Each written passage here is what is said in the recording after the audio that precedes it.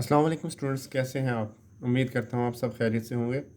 Students, आज हम पंजम जमात का उर्दू का लेक्चर मैं डिलीवर करूँगा, जिसमें हम आज उर्दू बी को रीड आउट करेंगे। और उर्दू बी के अंदर हम आज पढ़ेंगे तफ़हीम, जिसको इंग्लिश में कम्प्रीहेंशन भी कहते हैं।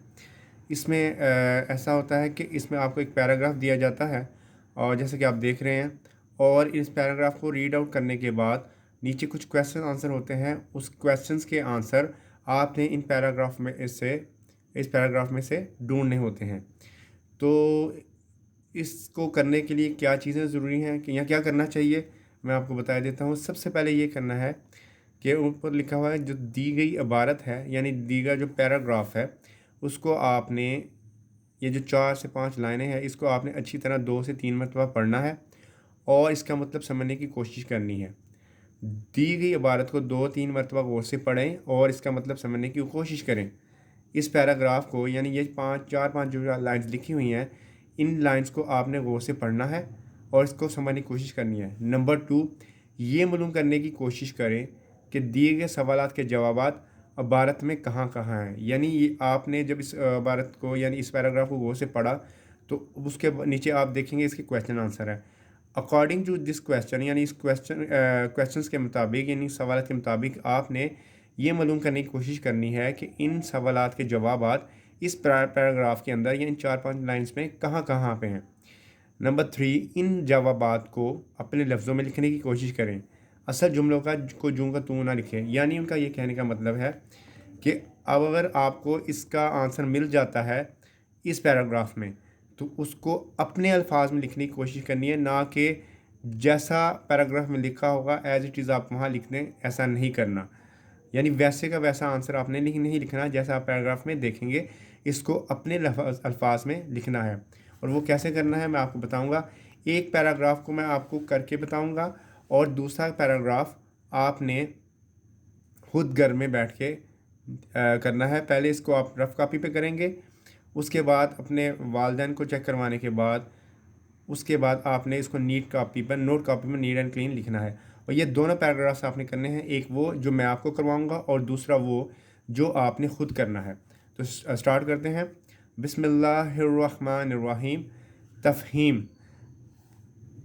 तफ़हीम हज़रत ख़दीजा रज़ियल्लाहु अन्हा मक्के की एक मालदार ख़तून थी।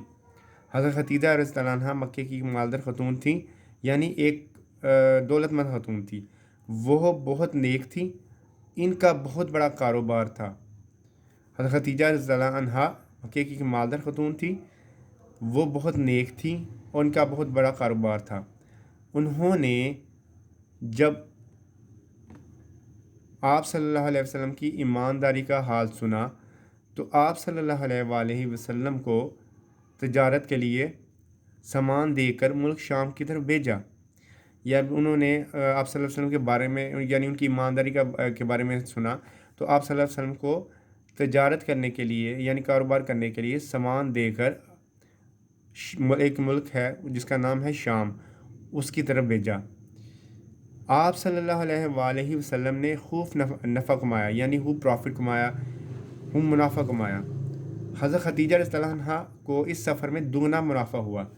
यानी कि ये जिस सफ़र में आप सल्लल्लाहु अलैहि वसल्लम को तिजारत के लिए सामान देकर शाम के मुल्क की तरफ भेजा था, आप सल्लल्लाहु अलैहि वसल्लम ने खूब नफ़ा कमाया था।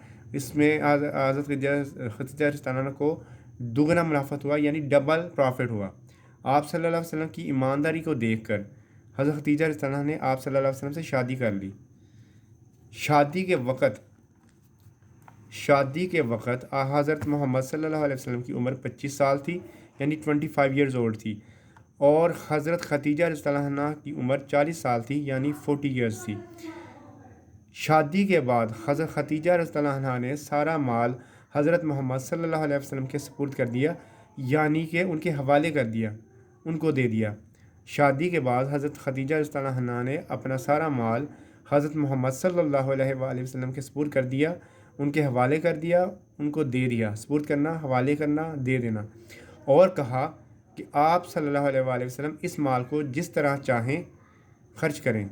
और कहा कि आप सल्लल्लाहु अलैहि वसल्लम इस माल को जिस तरह चाहें خرچ کریں۔ یہ پیراگراف کو میں نے ایک دفعہ ریڈ آؤٹ کیا ہے، لیکن اس کو میں نے 3 دفعہ ریپیٹ کیا، لیکن آپ نے اس طرح کے دوسرا پیراگراف ہے اس کو 2 سے 3 مرتبہ پڑھنا ہوگا، اور اس کے مطابق ان کے کویسچنس کو آنسرس کو دیکھیں گے۔ اب ان کے کویسچنس کو دیکھتے ہیں۔ فرسٹ کویسچن ہے کہ حضرت خدیجہ رضی اللہ عنہا کس شہر کی رہنے والے تھیں؟ حالانکہ ہمیں پتہ ہے کہ انہوں نے لکھا ہوا ہے کہ حضرت خدیجہ رضی اللہ عنہا مکے کی مالدار خاتون تھی، لیکن ہم اس کو ایز اٹ از نہیں لکھیں گے، یعنی ویسے کہ جیسا پیراگراف میں آنسر لکھا ہوا ہے اس کو ویسا نہیں لکھیں گے، اس کو اپنے لفظ میں لکھیں گے۔ جیسے کہ یہ کویسچن ہے حضرت خدیجہ رضی اللہ عنہا کس شہر کی رہنے والے تھیں، اس کا سمپل آنسر آئے گا، یعنی اپنے الفاظ میں آپ بتا سکتے ہیں کہ حضرت خدیجہ رضی اللہ عنہا مکے کی رہنے والے تھی۔ کس شہر کی رہنے والے تھی؟ حضرت خدیجہ رضی اللہ عنہا مکے کی رہنے والی تھی۔ آپ یہ نہیں لکھیں گے کہ حضرت خدیجہ رضی اللہ عنہا مکے کی مالدار خاتون تھی، اپنے الفاظ میں لکھیں گے کہ حضرت خدیجہ رضی اللہ عنہا مکے کی رہنے والی تھی۔ نمبر 2، کس نے آپ صلی اللہ علیہ وسلم کو شام کے سفر پر بھیجا اور کس لیے بھیجا؟ نمبر 2 کویسچن، کس نے آپ صلی اللہ علیہ وسلم کو شام کے سفر پر بھیجا، یعنی ملک شام ایک شام ملک ہے جس کے سفر پر آپ کو بھیجا، اور کس لیے بھیجا؟ تو اس کا آنسر ویسے تو یہ ہے کہ حضرت خدیجہ رضی اللہ عنہا نے آپ صلی اللہ علیہ وسلم کو حضرت خدیجہ نے جب آپ صلی اللہ علیہ وسلم کی ایمانداری کا حال سنا تو آپ صلی اللہ علیہ وسلم کو تجارت کے لیے سامان دے کر ملک شام کی طرف بھیجا۔ ویسے تو اس کا آنسر یہ ہے، لیکن ہم اپنے الفاظ میں اس کو لکھیں گے کہ حضرت خدیجہ رضی اللہ عنہا نے آپ صلی اللہ علیہ وسلم کو شام کے سفر پر بھیجا، اور کس لیے بھیجا؟ جب آپ صلی اللہ علیہ وسلم کی ایمانداری کے بارے میں سنا تو آپ صلی اللہ علیہ وسلم کو تجارت کا سامان دے کر تو آپ صلی اللہ علیہ وسلم کو تجارت کا سامان دے کر ملک شام کی طرف بھیجا۔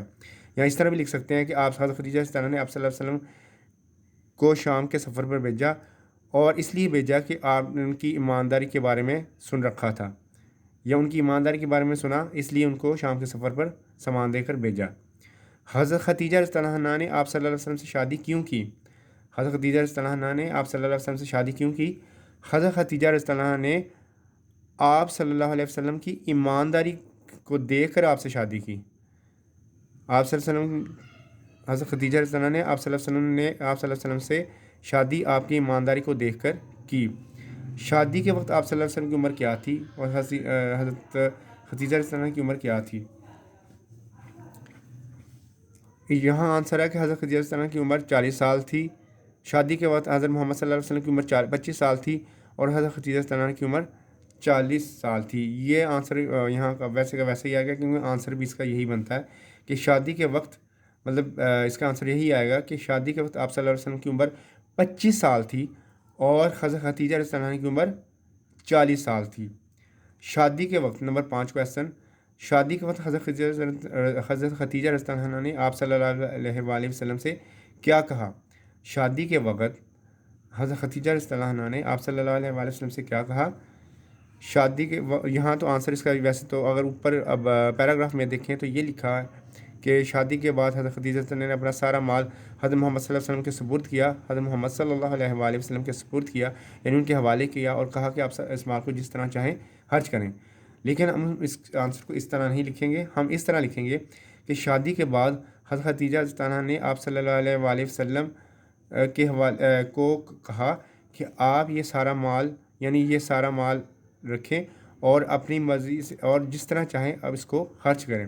یعنی شادی کے بعد خدیجہ رضی اللہ عنہا نے اپنا سارا مال حضور پاک صلی اللہ علیہ وسلم کو دے دیا، اور ان سے کہا کہ آپ اس مال کو جس طرح چاہیں خرچ کریں۔ تو یہ میں نے ایک پیراگراف آپ کو کر کے بتایا ہے۔ اسی طرح یہ پیراگراف بھی آپ نے نوٹ کاپی پر نیٹ اینڈ کلین لکھنا ہے۔ اسی طرح آپ نے یہ تو میں نے آپ کو خود کر کے بتایا، لیکن اسی طرح آپ کو دوسرا پیراگراف ہے جو میں آپ کو بتاؤں گا، جو آپ نے خود کرنا ہے۔ یہ پیراگراف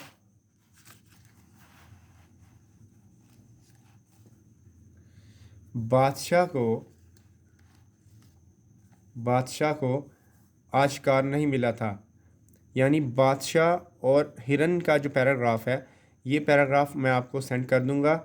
یہ پیراگراف آپ نے ریڈ آؤٹ کرنا ہے 2 سے 3 مرتبہ، اور اس کے بعد ان سوالات کو دیکھ کر اس کے مطابق اپنے الفاظ میں ان سوالات کے جوابات نوٹ کاپی پر نیٹ اینڈ کلین لکھنے ہیں۔